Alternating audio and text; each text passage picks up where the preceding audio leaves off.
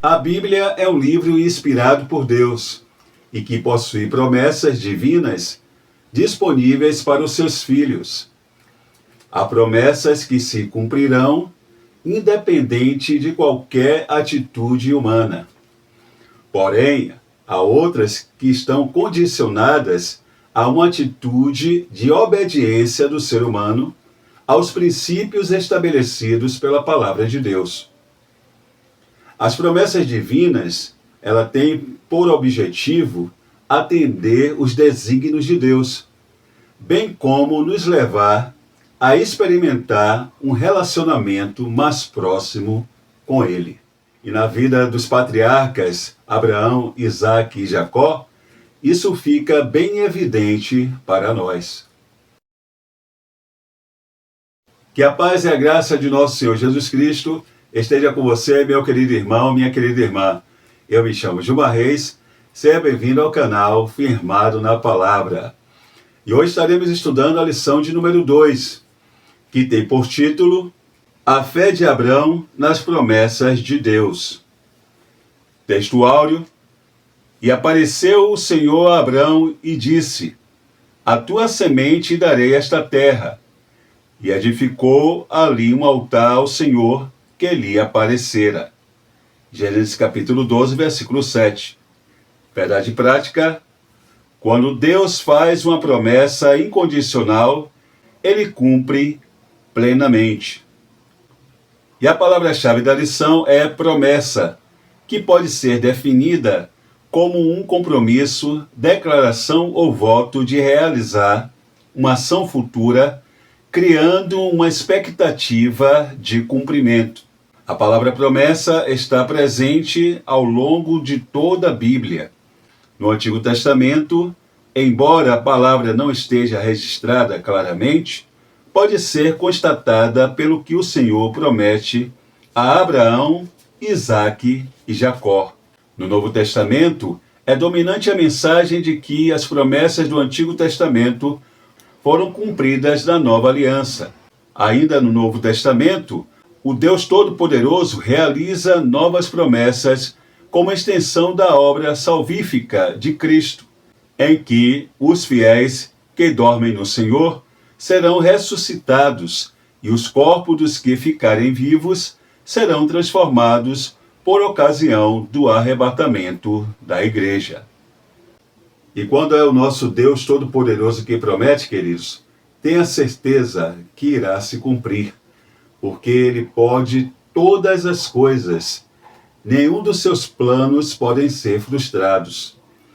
Olha o que Isaías, capítulo 43, versículo 3 diz: Ainda antes que houvesse dia, eu sou, e ninguém há que possa fazer escapar das minhas mãos.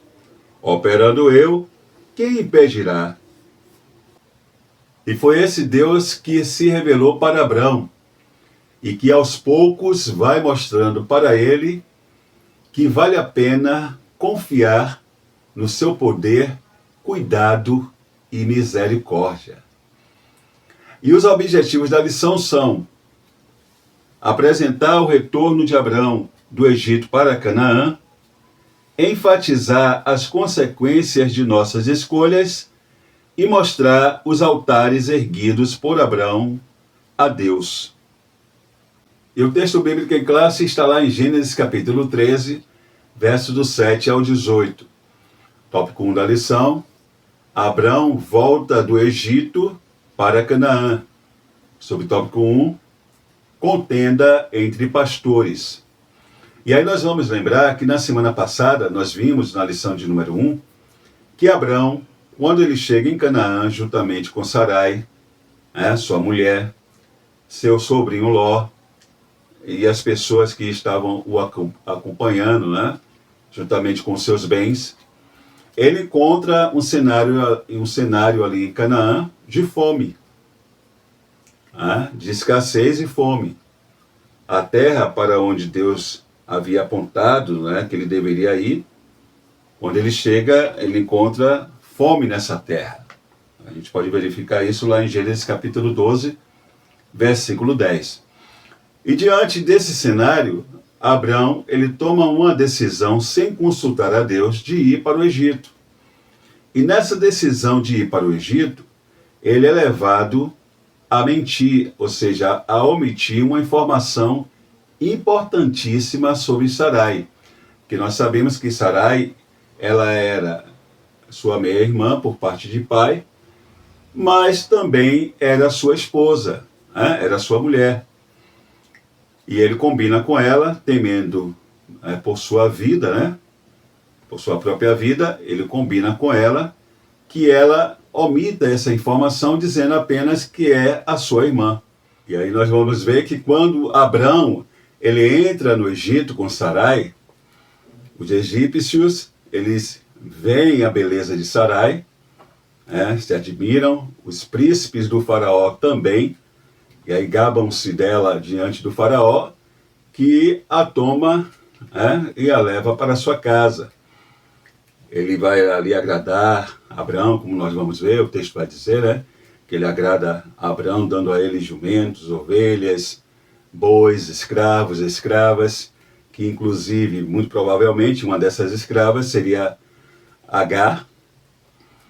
E se não fosse uma intervenção divina, o faraó iria possuir Sarai. Então a gente vê que Deus vai intervir, a mentira vai vir à tona, o faraó vai despedir Abrão, juntamente com todas as pessoas ali que estavam com ele, e a sua esposa, vai devolver a sua esposa, Sarai, e ele vai retornar, juntamente com a sua esposa Sarai, seu sobrinho Ló, e todas as pessoas que o acompanhavam, para Canaã, vindo aí, inclusive, com mais riquezas, né? A gente vai lembrar que o tempo que ele esteve em Harã, que alguns dizem que foi 10 anos, entre 5 a 10 anos, alguns chegam até a afirmar que o tempo que ele levou ali foi 20 anos. É uma informação que a gente não pode ser dogmático, né? Mas o fato é que o texto diz que ele levou um tempo ali. E o tempo que ele levou ali em Harã, ele foi acrescido de bens e de pessoas. Então, imagine que ele já depois que ele sai de Ur dos Caldeus, ele já começa a ser abençoado, com bênçãos materiais.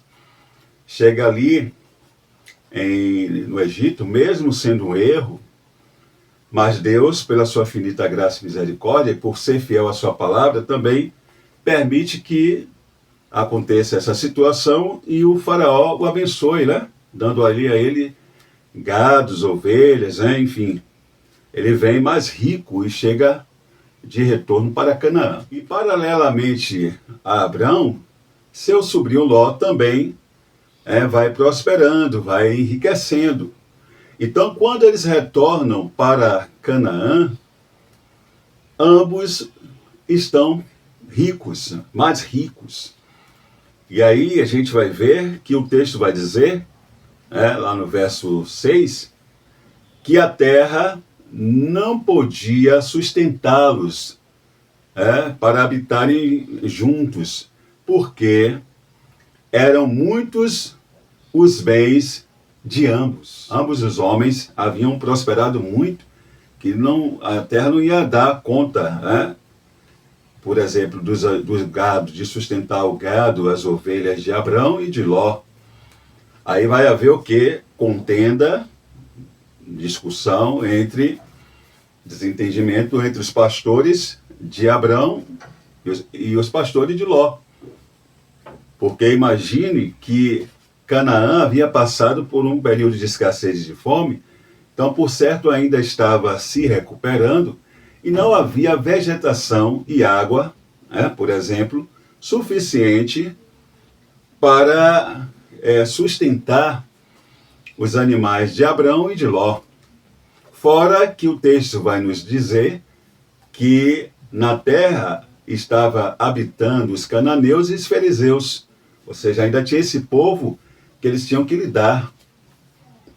Eles tinham ainda que lidar com esse povo. Além de estarem ocupando também a terra, era mais gente, né, ocupando ali a terra, ainda tinha que lidar com esse povo. Então, veja que aí nós vamos perceber o primeiro problema que a presença de Ló na vida de Abraão vai causar. A discussão não foi entre eles dois, né?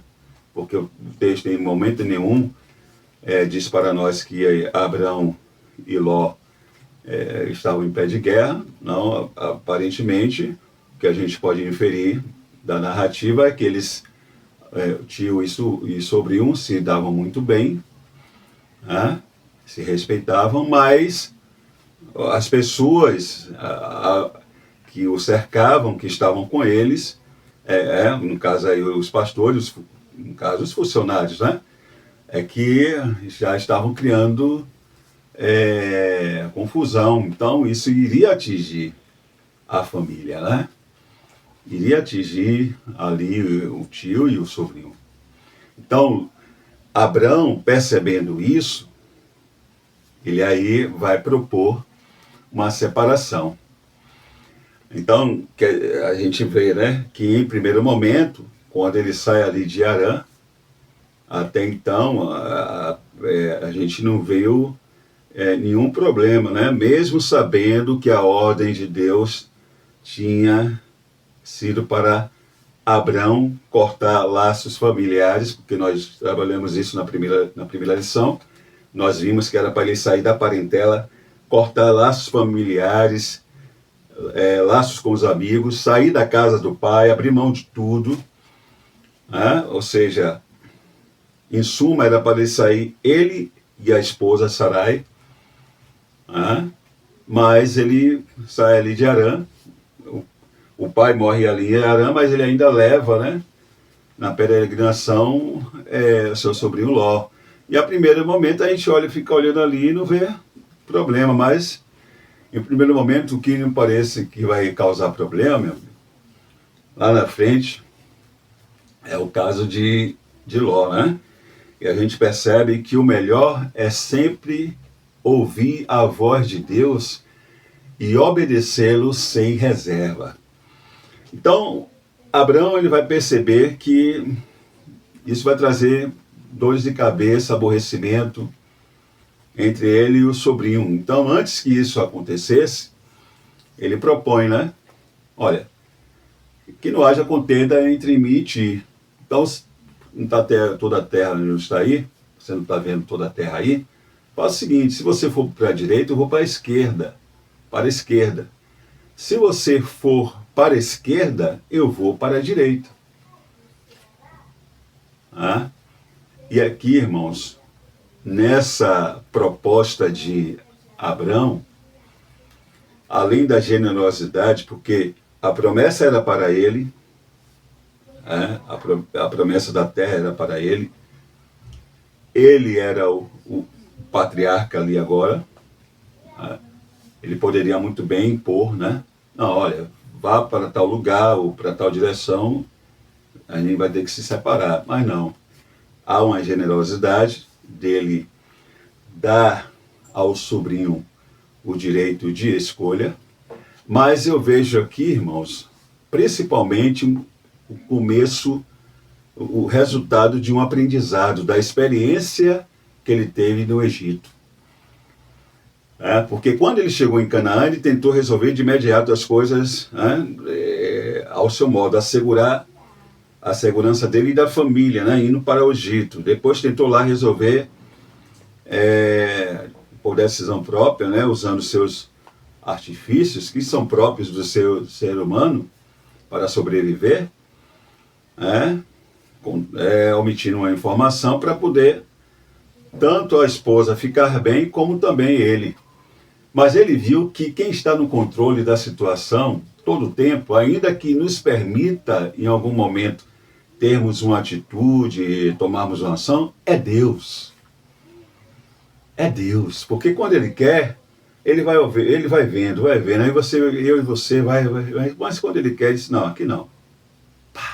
E aí, ele faz a intervenção, e aí a gente olha, Quem está no negócio é ele.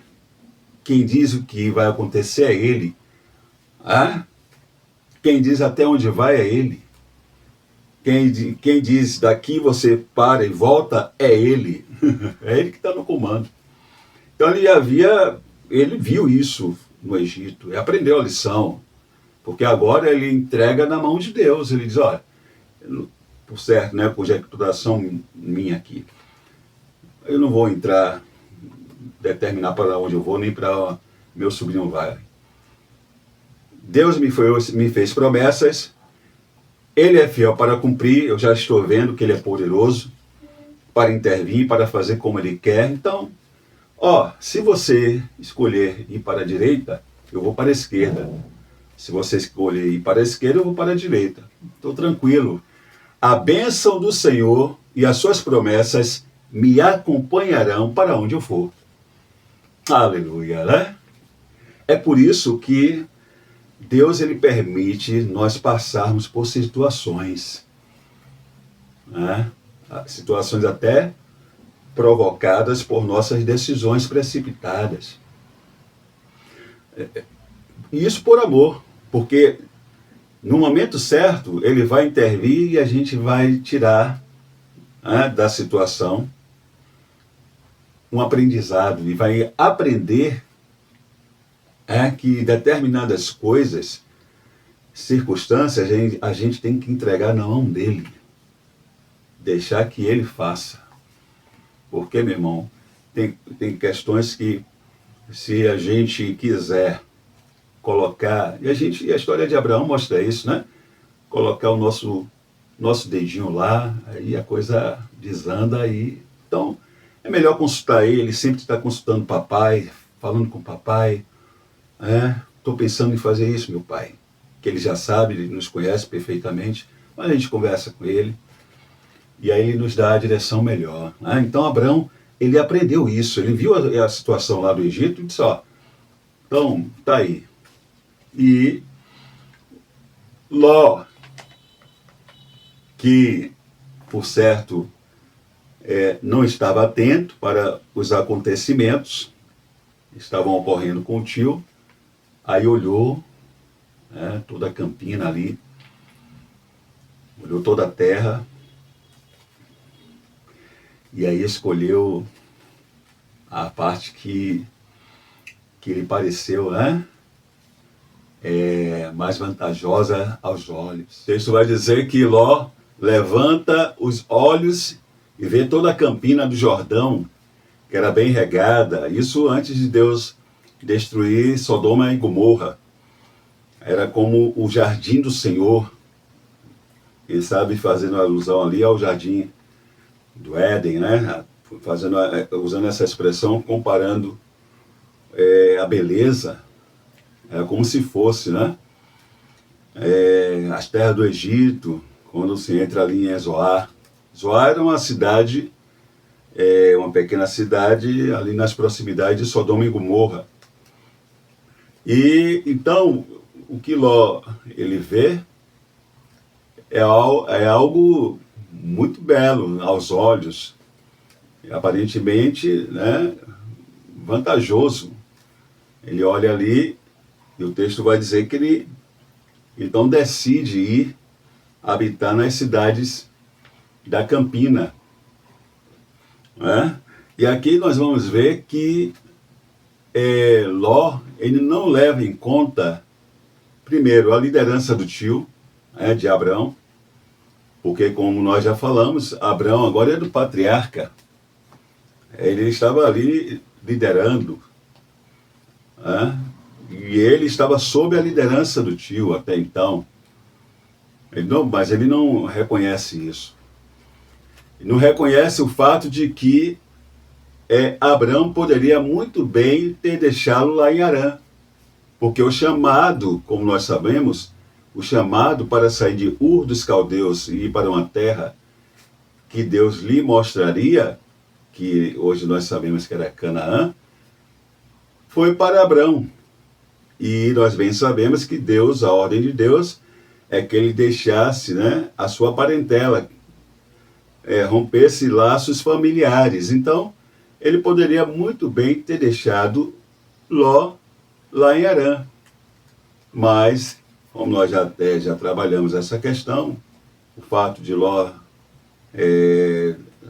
estar sem o pai, por certo sentimento ali de paternal, né, em relação ao filho, né, ou em relação ao sobrinho, você já vê o sobrinho como um filho, como um potencial herdeiro, essas questões que nós já trabalhamos. Então ele leva sai dali de Harã e leva o sobrinho com ele. Mas aí do lado do sobrinho, do lado de Ló, ele não leva em conta isso, né? A generosidade do tio, né? Que ele poderia ter deixado ele lá em Harã. Ele não leva em conta o fato de que ele está prosperando. Essa caminhada, essa jornada com o tio está sendo benéfica para ele, porque ele está prosperando. Mas o texto vai dizer que Ló ele vê toda aquela campina do Jordão e decide ir habitar nas cidades da campina, né? E o texto vai dizer que os homens de Sodoma, e Gomorra, eles eram pecadores, faziam mal, aquilo que era mal aos olhos do Senhor. A gente vê que tinha muita beleza, mas a região era de uma espiritualidade decadente, que Ló só vai tomar ciência mais tarde, pelo aquilo que ele irá passar. E nós vamos ver que após a separação entre Abrão e Ló, porque Abrão permanece ali em Canaã, e Ló segue ali para as cidades da Campina, ali Campina do Jordão, e após a separação entre eles, Deus aparece para Abrão, confirmando a promessa, né? Diz a ele para ele olhar toda a terra que está diante dos olhos dele.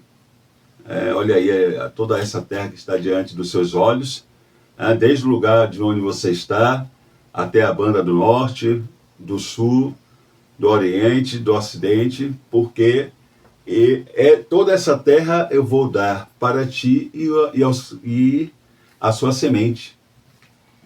Vou dar para ti e para a tua semente. Aqui eu vejo, irmãos, um conforto, né, de Deus, uma aprovação pela atitude dele, porque, na verdade, o que nós já falamos, né, o que Abraão ele decidiu foi permanecer sob os cuidados do Senhor. Permanecer sob os cuidados do Senhor. E aqui no tópico 2 da lição nós temos as consequências das escolhas. Sobre o tópico 1, o resultado da escolha de Abrão. Nós precisamos ter sempre em mente que as escolhas são opcionais. As consequências não. Nós temos o direito de decidir dizer ou não dizer, fazer ou não fazer, ir ou não ir. Nós temos o direito de fazer essas escolhas que, de uma certa forma, estão sob o nosso controle. Entretanto, as consequências dessas escolhas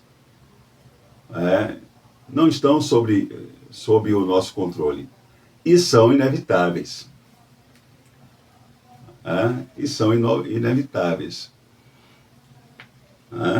Nós temos a liberdade de decidir, mas temos que ter a consciência de que no momento, com base naquilo que nós decidimos, virá uma consequência e nós teremos que arcar. Nós teremos que arcar.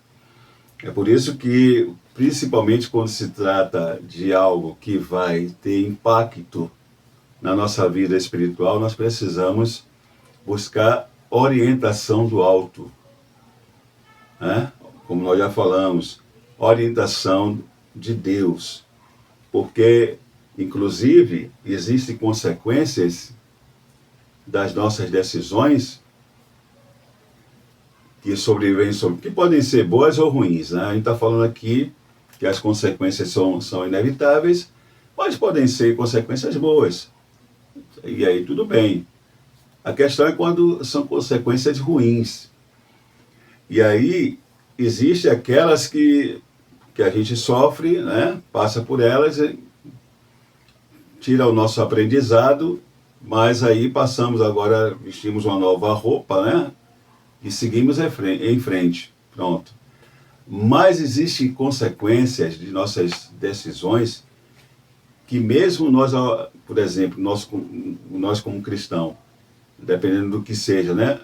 Mesmo a gente alcançando o perdão do Senhor, mesmo a gente tendo a oportunidade de recomeçar, as consequências daquela decisão, elas nos acompanham para a vida toda. Né? Para a vida toda.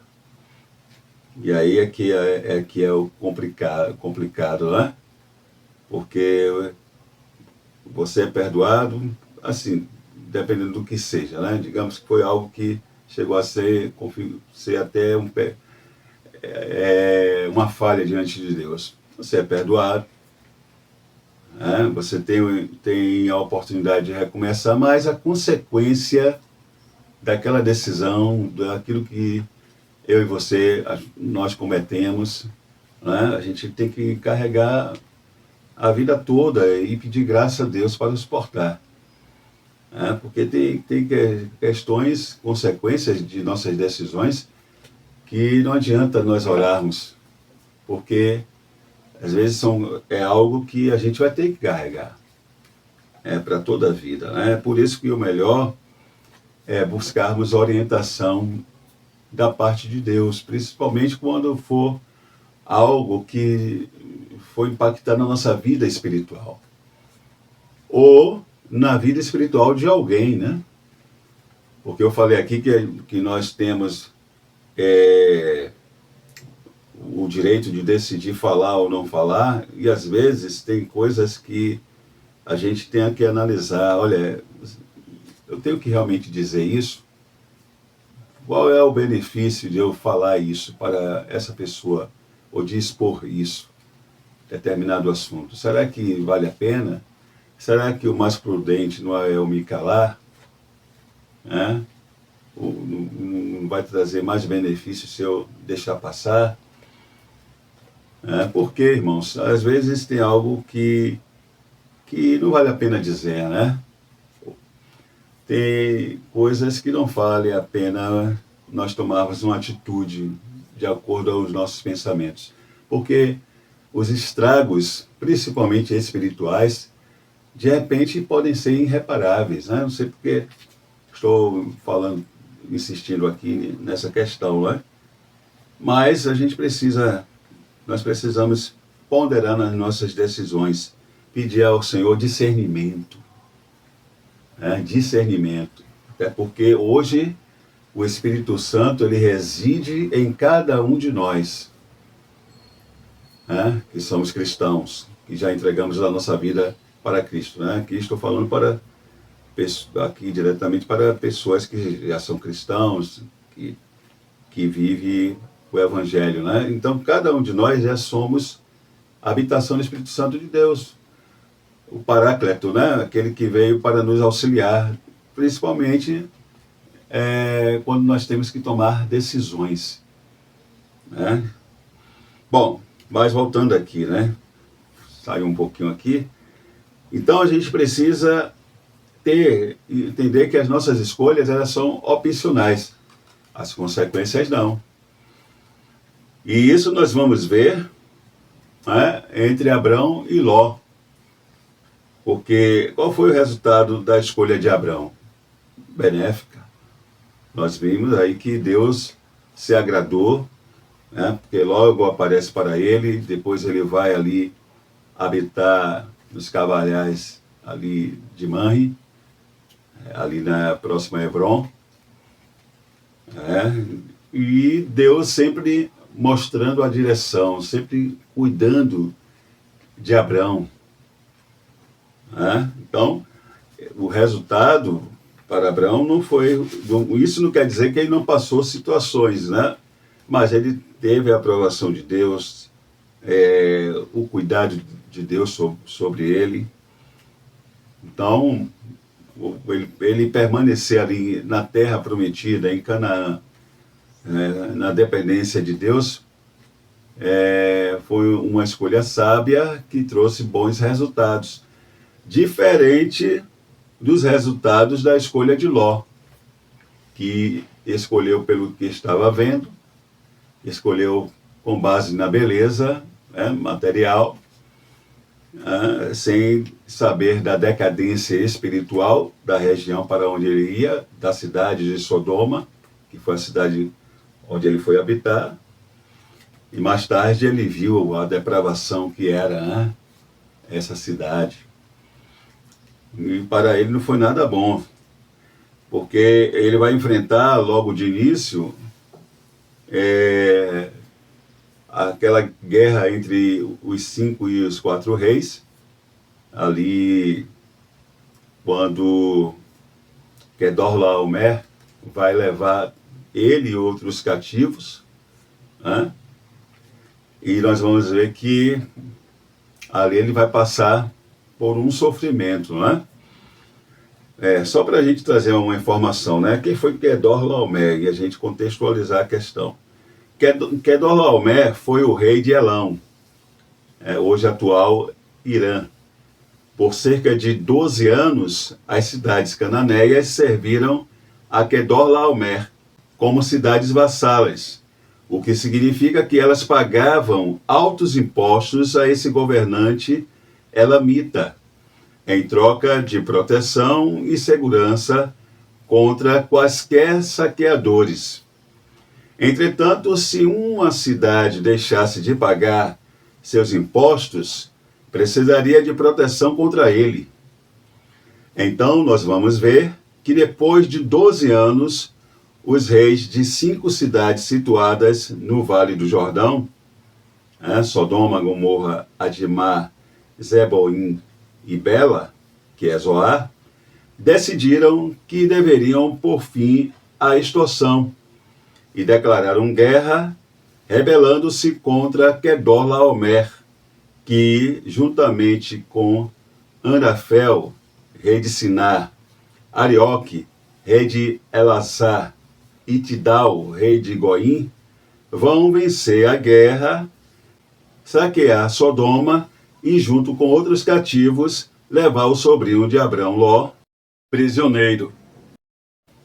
Então veja que o que a princípio parecia uma boa escolha, uma escolha vantajosa, aos poucos vai se mostrar, na verdade, uma escolha precipitada. No subtópico 3 nós temos a atitude de Abrão para com Ló, que foi uma atitude de alguém que sem ressentimentos, que no coração não havia nenhuma raiz de amargura. Foi uma atitude de um tio que amava Ló. Abraão amava Ló. Isso fica bem claro para nós, que ele amava. E até porque, queridos, Abraão, ele estava cada vez mais estreitando seu relacionamento com Deus. Ele estava cada vez mais conhecendo quem é Deus, que é um Deus que protege, que é um Deus que é poderoso, que intervém, que cuida, que é fiel com relação às suas promessas, que não desampara os seus. Ele estava vendo, conhecendo esse Deus. E quanto mais a gente vai conhecendo esse Deus, vai estreitando a nossa comunhão com Ele, entendendo e vendo o seu cuidado sobre as nossas vidas, não tem como a gente se chatear ou guardar rancor de quem de repente teve uma atitude de ingratidão conosco, não. E isso foi o que aconteceu com Abraão.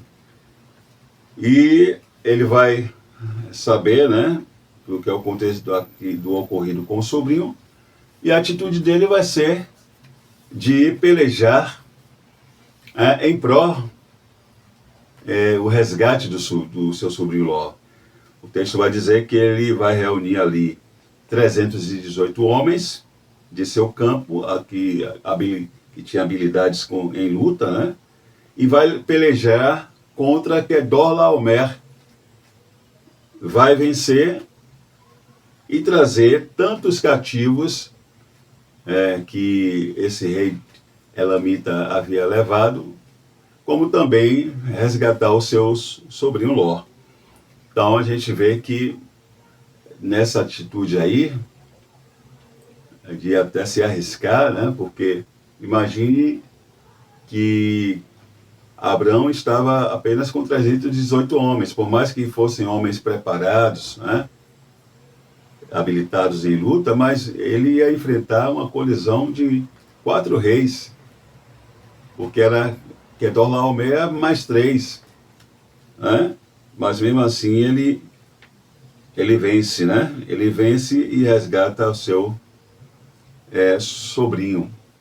E aqui no tópico 3 da lição nós temos os altares erguidos por Abrão. Sob tópico 1, Abrão, um construtor de altares. De acordo com os registros bíblicos, o primeiro a erguer um altar foi Noé. Nós sabemos que antes a Bíblia fala sobre Sete, né? Enos, né? Sete que começaram a adorar o Senhor, mas assim, não há menção de que eles ergueram altares, né? Existem aí várias especulações, alguns até especulam que Deus, quando matou aquele animal lá no jardim, né? Após a queda do casal, Adão e Eva, Deus havia erguido um altar, mas isso não está no texto bíblico, né? De acordo com os registros bíblicos, que a gente pode encontrar de registro na própria Bíblia, é que o primeiro a erguer um altar foi Noé, após o dilúvio. E isso está lá em Gênesis capítulo 9. Nós vamos ver que ele ali constrói um altar e sobre esse altar ele vai oferecer uma oferta queimada de um animal limpo e de uma ave limpa de cada tipo daquelas que haviam sido preservadas, né? Na arca, e ofereceu ao Senhor. O termo hebraico, né, a palavra hebraica para altar é Misbeah, que significa lugar de sacrifício. Lugar de sacrifício, porque justamente os altares eram lugares, né, de adoração e sacrifício, que eram construídos com vários tipos de materiais. Alguns altares eram permanentes, outros eram temporários. Alguns altares eram construídos no ar livre, outros eram erguidos em lugares considerados sagrados, santos, separados, né? E nós vamos ver que Abrão, ele era um construtor de altares. Abrão, ele era um adorador. Ele era um adorador. Ele sempre buscava, em lugares específicos, estar adorando ao Senhor, agradecendo ao Senhor pelo cuidado, agradecendo ao Senhor pela proteção. Ele buscava comunhão cada vez mais com o Senhor. Ele dava manutenção nesse relacionamento. Hoje nosso altar é o lugar onde nós separamos, né, para orar. Na verdade, a nossa vida, né? A nossa vida, ela deve ser um lugar de adoração. Ela deve ser uma adoração todo o tempo. Mas a gente tem que ter também um lugar que a gente, dentro da nossa casa, por exemplo, onde a gente ali tira o momento para ter um um momento de qualidade com Deus, orando, né, buscando estreitar nossa comunhão com Ele, né? Fora o momento que nós estamos ali na congregação, a igreja, onde nós congregamos, estamos ali reunidos com os irmãos, nós temos que ter também, né, o nosso momento, o nosso lugar, principalmente dentro da nossa casa, né, que a gente separa para ter aquele momento a sós com o Senhor, né? E porque Abraão, ele buscava isso, buscava reestreitar esse relacionamento com Deus. E os altares, eles tinham esse significado, né, na vida de Abraão. E nós vamos ver que ele levanta aí 4 altares, os altares que Abraão ele levantou. O primeiro que ele construiu, o primeiro altar que ele vai construir vai ser lá em Siquém. O nome Siquém significa ombro. Siquém, ela foi uma das cidades de refúgio. Só para a gente lembrar, as cidades de refúgio, elas foram construídas por ordem de Deus. Deus deu essa ordem primeiro a Moisés, né? Depois reforçou com Josué. Você pode ver isso lá em Números capítulo 35, Josué capítulo 20.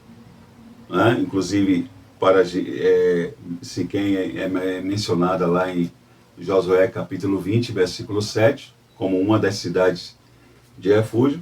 E essas cidades tinham por objetivo, aqui só trazendo uma informação, né, sobre o que era essa cidade de refúgio, elas tinham por objetivo proteger alguém que matasse uma outra pessoa acidentalmente.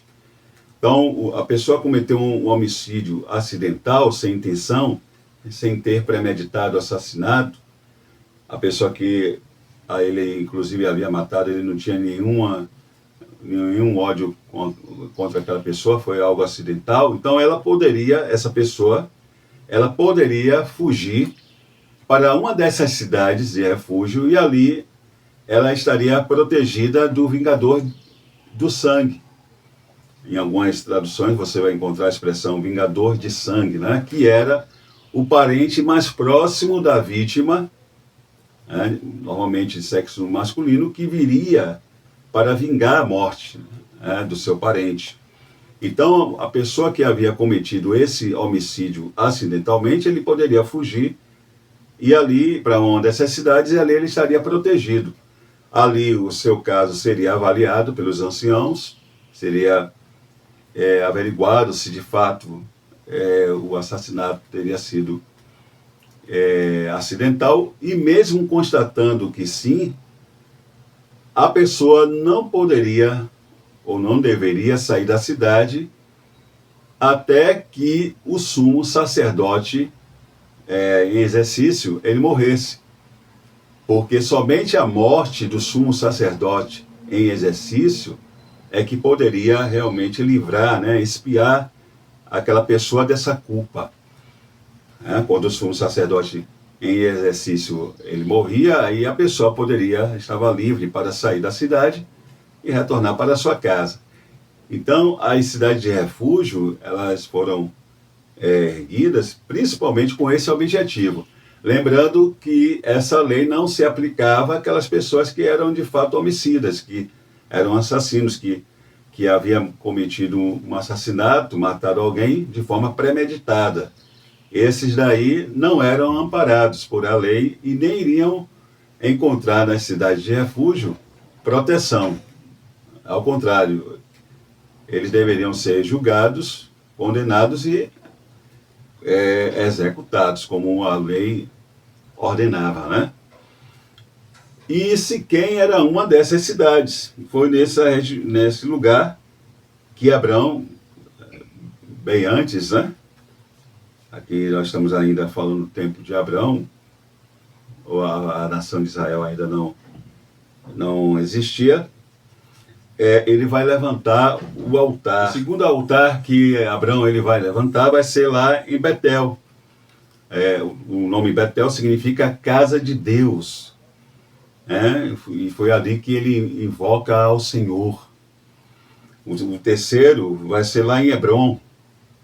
Hebrom significa unido. Interessante que depois da separação de Abrão e Ló, Abrão ele não se sente sozinho, né? Porque ele sabe que Deus está com ele.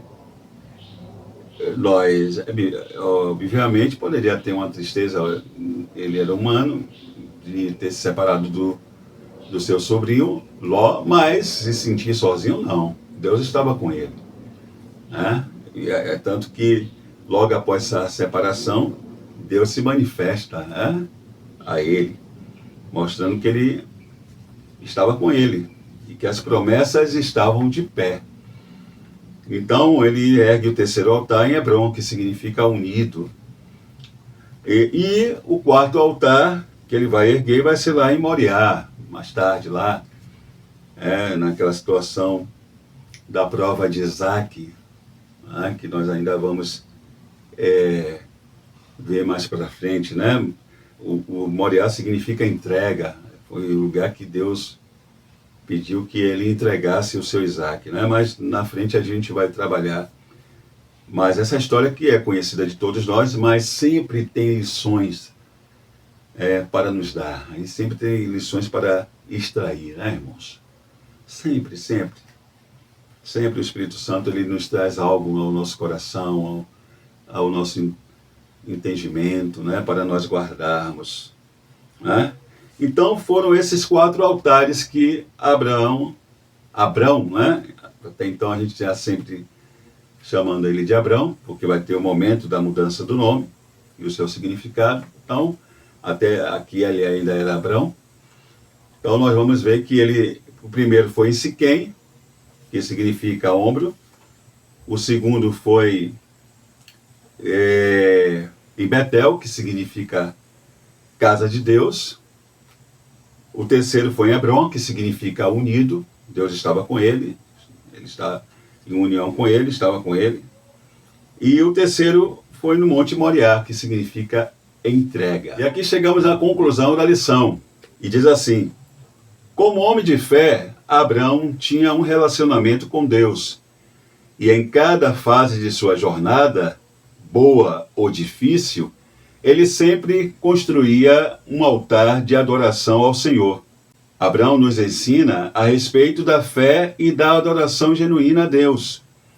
Que assim como fez Abrão, venhamos erguer altares ao nosso Pai em gratidão e adoração por tudo que Ele é e tem feito por nós. Muito bem, queridos, chegamos ao final de mais um vídeo. Essa foi a lição de número 2. Se você gostou desse vídeo, deixa aí o seu like, deixa aí também o seu comentário, compartilha aí com seus amigos. E se você ainda não é inscrito no nosso canal, se inscreva, tá bom? Deus continue te abençoando a sua família, o seu ministério, e até a próxima lição.